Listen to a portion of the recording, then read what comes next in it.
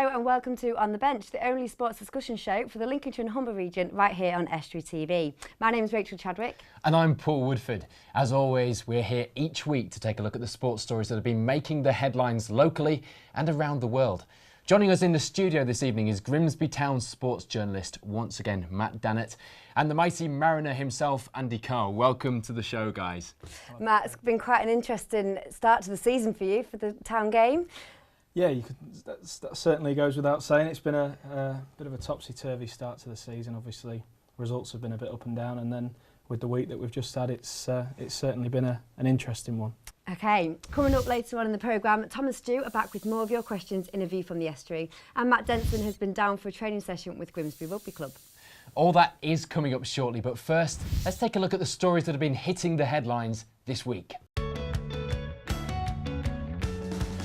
On Friday night, England took a step closer to qualifying for the World Cup with a convincing victory over Moldova.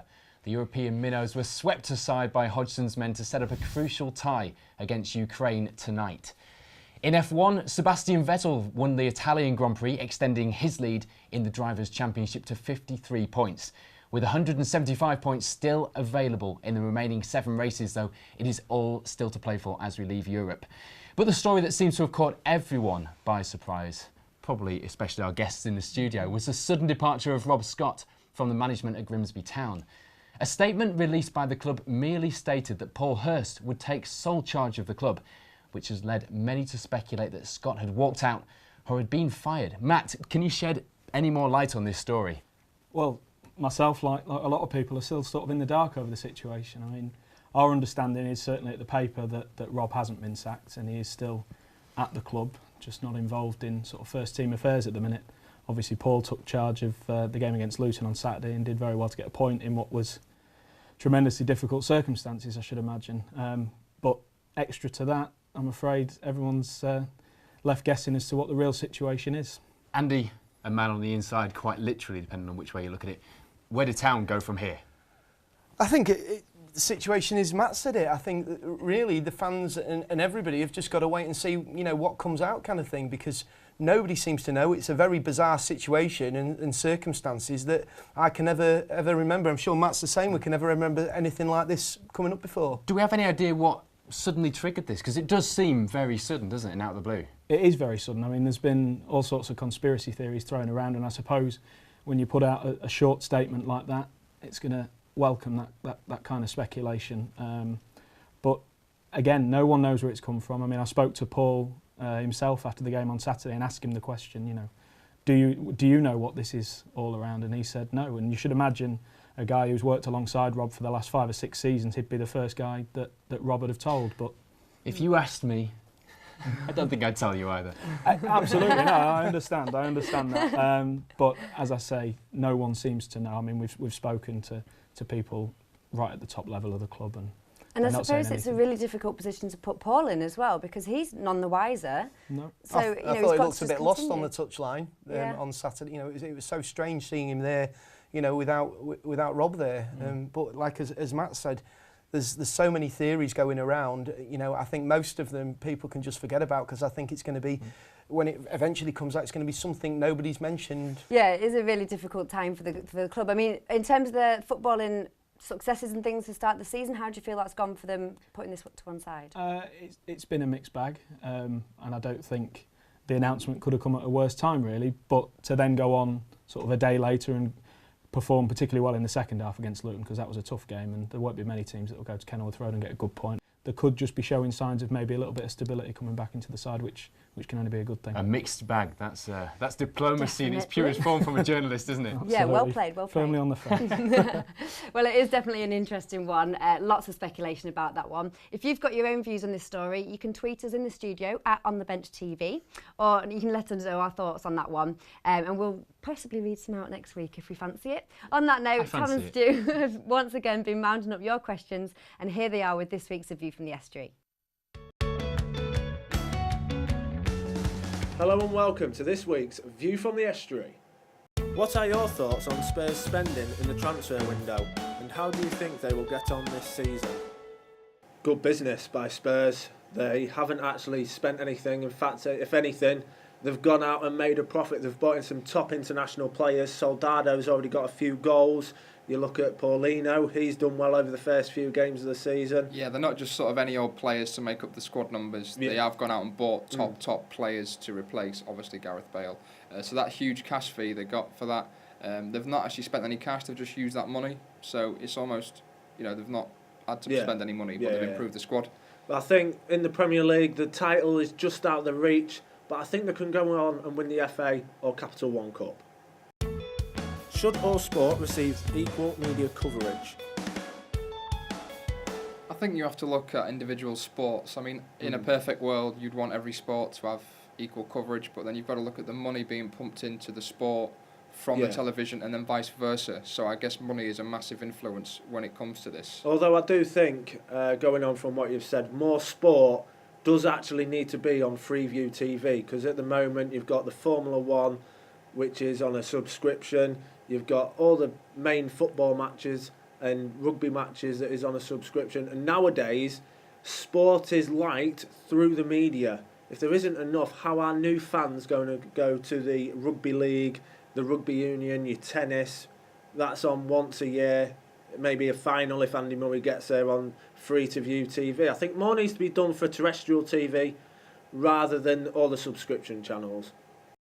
Can Carl Crutchlow win a MotoGP title in the near future? You have to say yes, because you look at last year's MotoGP, he finished 7th without winning a race. But it's obviously a case of getting the points on the board.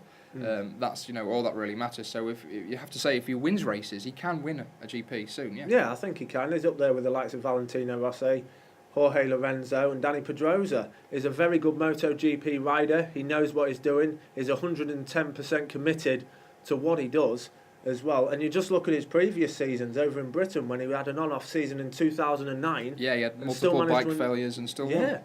Steven Gerrard could be playing in his penultimate tournament. Who would you choose as the next England captain? We have to look at the current crop of England players. 50% of those will not compete in that tournament, so you have to look towards the youth players, if you like. Sort of the likes of Jack Wilshere, Phil Jones, Chris Smalling. Maybe the future England keeper could become captain also. I think Jack Wilshere, though, you have just mentioned him, is an England captain in the making, but I think he needs to get moulded into the role of England captain. Yeah, if you give that player the armband at this point, he can then grow into that role, and then that might benefit England in that tournament. Well, as always, we will be here to answer your questions. If you've got one, you can tweet us at @AskEstuary. We'll see you next week. Thanks again, Tom and Stu, and thank you to you as well. Great questions. Just picking up on the last of them, guys. Who do you think, big question this, should be England captain? Well, you've obviously got to look at the likes of Joe Hart, after the next World Cup. Personally, myself, I've always been a fan of having the captain central midfielder, amongst it all. It's not the first time a goalkeeper has been captain. No, it's not. I'm not totally against it. Obviously the last England goalkeeping captain, I think, was David Seaman, and he never, we obviously can't really complain of what he did, but we didn't quite get the catch of the World Cup. Absolutely. I mean, I think Jack Wilshere's up there for a shout, to be fair, if he's going to be the future of the England midfield. I think he'd be a good shout for captain, if you're not going for someone like Joe Hart, who I think would be ideal for the role, really. Any shouts for Rooney? No. That was quite Straight easy. answer. I think Rooney. I think he's become a good role model, I think to be fair. Rooney could be a viable option. Obviously, I like his hair. he had obviously Good, it cost him enough. an up and down summer, obviously, with what was going on at United and Moyes taking over and sort of Alex Ferguson stepping upstairs. But I think he'd be an ideal. I think on the international scene, he's never really let England down. He's maybe not done it at the tournaments, but I think he'd be a good option. Well, that is a discussion I'm sure that could go on forever. It won't. It will get decided soon, and I can't wait to see who they pick. We've got to go to a break now, but join us in the second half, where we'll be discussing Andy Murray's shock exit from the US Open last week. See you after the break.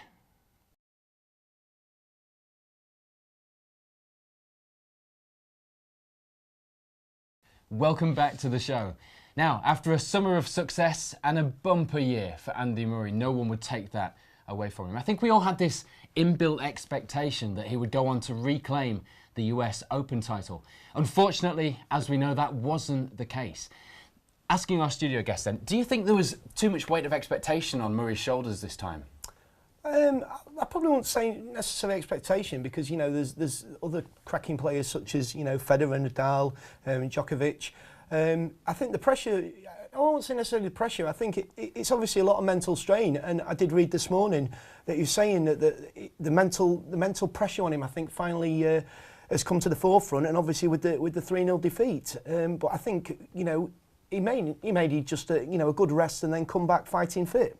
But when things are negative, we as sports fans, we all have short memories. Surely when things are positive, we should also have short memories. It's not that long ago, is it, Matt, that he was the man of the hour? Absolutely, and I think it just goes to show what it's like at the very pinnacle of whatever sport you're in. 1 minute you're the hero, and the next minute people are looking to take pot shots off you. But I think if you look back at the year that Andy Murray had, I think he'd probably take that rather than a sort of doing the US again. I think the main breakthrough, as Andy said, was Wimbledon. I mean, that was huge for him, and I think that'll set him up now as he goes on, because he'll go away, have a nice rest, recuperate, and I'm sure come back a much better all-round player.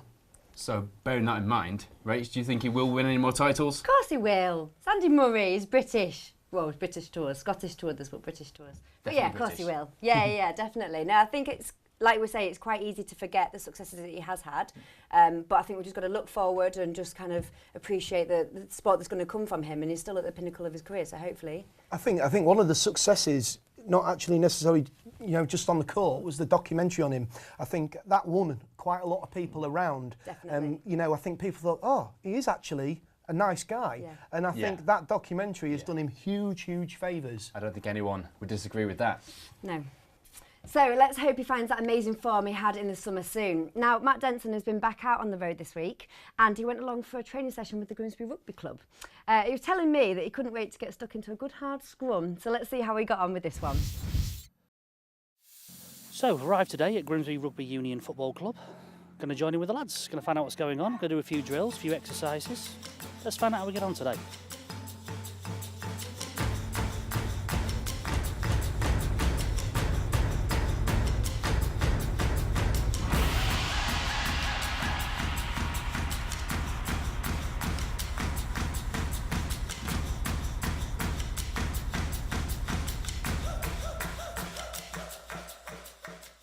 Okay, Neil, thank you for joining us. Please tell us a bit about where we are and what we're doing. Well, we're at Grimsby Rugby Club on Springfield Road in Scartho. It's a senior training session, which is 17s and upwards, open to all abilities, all ages, all sizes, because rugby truly is a game for all. And so that's why we're here, trying to wear you out. What sort of kit do people need to bring for the first time? Well, shorts and a normal t-shirt, but in turn, if you attract flies, then maybe you need tracksuit bottoms, because we do seem to have get a few bites here. And it's very social as well, isn't it? There's more than just the rugby goes on. I understand there's events and all sorts. Oh, right? Very much so. The whole part of rugby is social. It's a social thing. You know, from the youngest children to the oldest people. You know, we have children, like I said, at 6 coming to play on a Sunday, and you still have what we class as the old boys, 80 plus in the bar. You know, telling us how good they were when they played. The ball is there, and we've only got a gateway of his body width, yeah? Instead of like what we always do, where the gateway is massive, yeah? Tell us about yourself, a bit of a story behind you and why you're here now. Basically, just I live over in Australia, just come back to visit. My brother's getting married. I grew up in Grimsby, played my junior rugby here, and then just come back just to train whilst I'm back. Do you play, what position do you play? Prop. And you always play prop? No, I used to play back in the back row, and then sort of moved to the front row, and I started getting heavier. And so your weight's the advantage now? Well, exactly, yeah. Just come down, have a go, yeah. Get involved, a good bunch of blokes, sort of good social side to it as well. So.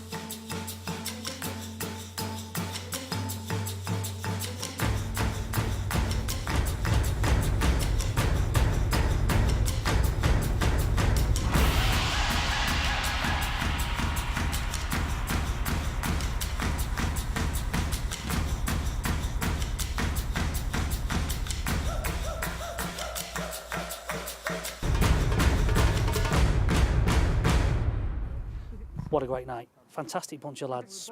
Grimsby Rugby Union Football Club, brilliant. If you want to do something a little bit different, twice a week, come and join in. Have some fun. Doesn't matter your ability. They're not worried. You shouldn't be worried. Get your kit. Get yourself down here. Fantastic bunch of lads. Ready, dip, drive! That looks like a great club to be part of, so get yourself along if you like what you saw. Now, we all saw the impact that a great Olympic Games can have on a nation. The London 2012 Games inspired a generation, gave a huge boost to the economy and have been cited as one of the greatest Olympic Games ever. On Saturday, it was announced that Tokyo would be the host nation of the 2020 Olympic Games, beating off bids from Madrid and Istanbul.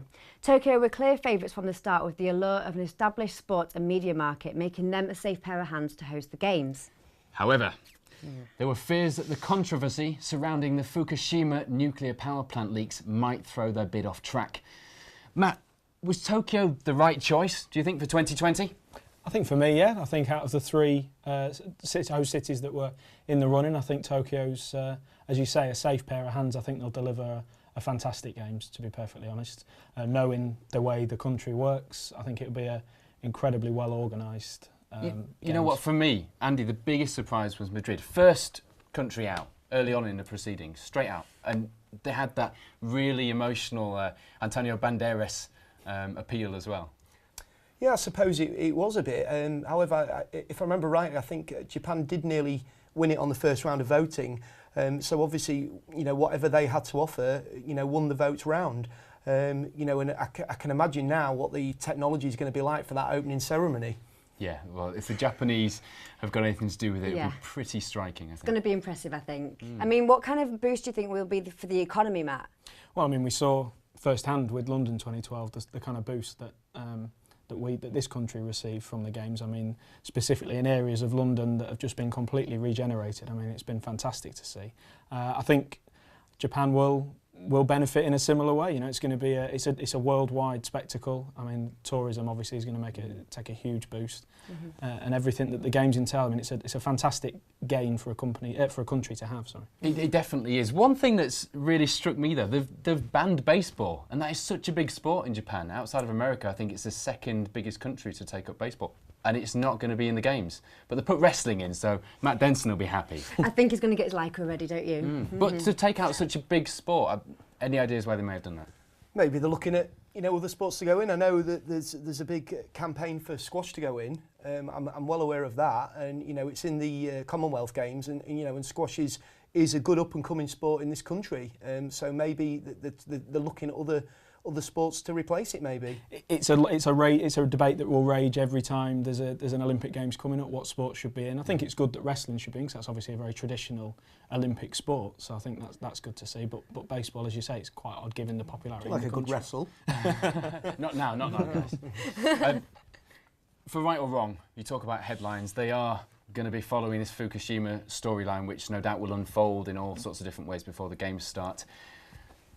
It is a positive story that Japan have been chosen to host these Games, I think. But how much could the negative press strike against this Olympic? It's a catch-22, isn't it? Because obviously with the situation, what's gone on there, and you know, I'm led to believe, you know, with what happened at the plant, you know, with the cancer scares and people contracting cancer, you've got the downside.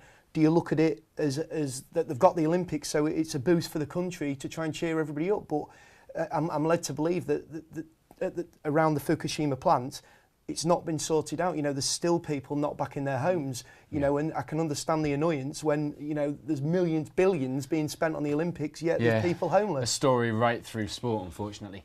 Well, that's all we've got time for this week. Thank you to Matt Dannatt and Andy Carr for joining us in the studio on the bench. And thanks to you for watching. We'll be back next week, and we hope to see you then. Goodbye.